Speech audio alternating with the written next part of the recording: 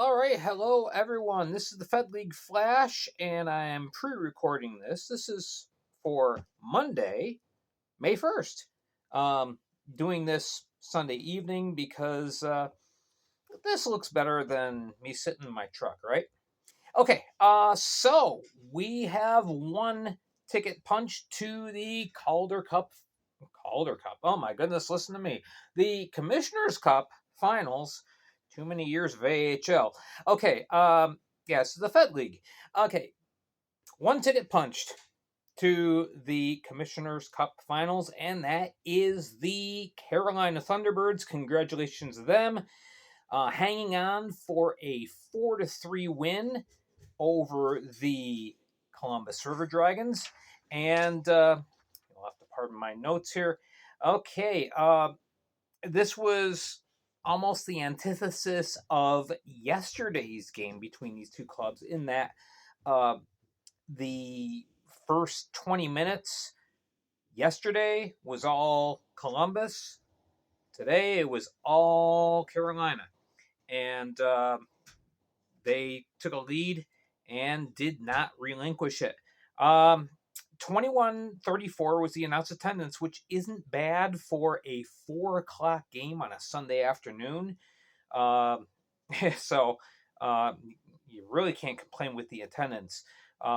Carolina's the fans have come out all year and have done a fantastic job supporting their team. So we started the game with a bit of surprise. Christian Pavlas was in goal for the River Dragons. Of course, he played, what was it, 4 years ago for the Thunderbirds. Greg Hussey earned himself another start after his phenomenal performance Friday night, or Saturday night, excuse me. Um, yeah, Coach Rutledge said, let's stay with the hot hand. So, right off the bat, 52 seconds in, Dawson Baker scores. He would also add 2 assists later in the game. So, he makes it 1-0. 5:19, Josh Keplinger scores a power play goal. It's 2-0 Carolina. The bus keeps rolling. Gus Ford at 9:55 puts Carolina up by 3, and that was the end of Pavlos' night. In comes Brendan Colgan, who, yeah, Becker was trying to rest, but kind of needed today. So we went through the entire first period. Shots were 22-17 in favor of Carolina. What an offensive show!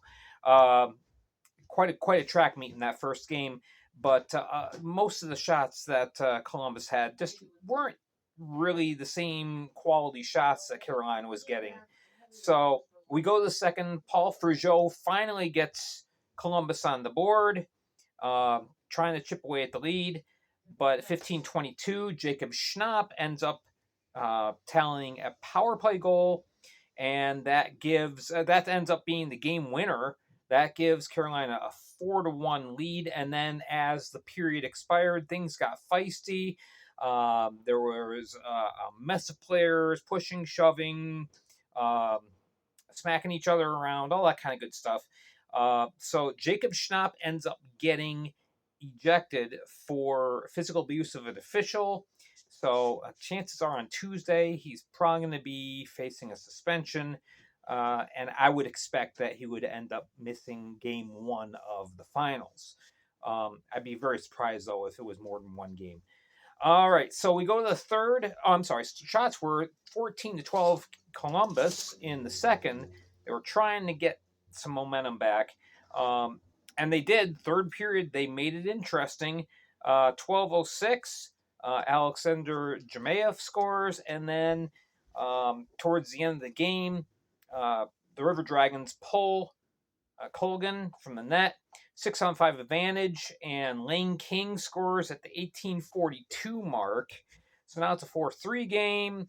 And then they just ran out of gas, ran out of time, and Carolina holds on for the win. 13-7 shots in the third period in favor of Columbus. So, and in the end, Columbus outshot, Carolina 44-41. but again, it was just not enough. So Greg Hussey stops 41 of 44 shots.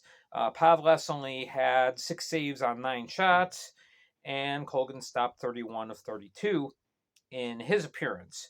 So here's where we're at. Okay, Carolina's in. We know that. Tomorrow, game 3 between Danbury and Binghamton. And that, well, tomorrow. I'm saying that tomorrow because I'm doing this on Sunday, but I'm not going to post till Monday. So the scenario is this: if Danbury wins the game, Danbury would be the higher seed, so game 1 would be in Carolina.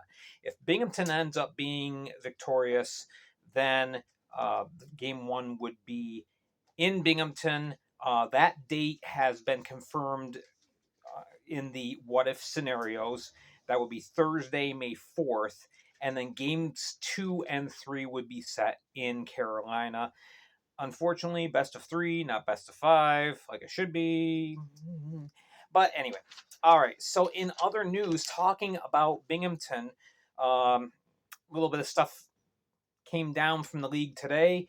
Assistant coach Tom Reynolds was suspended for quote unquote detrimental conduct toward the league.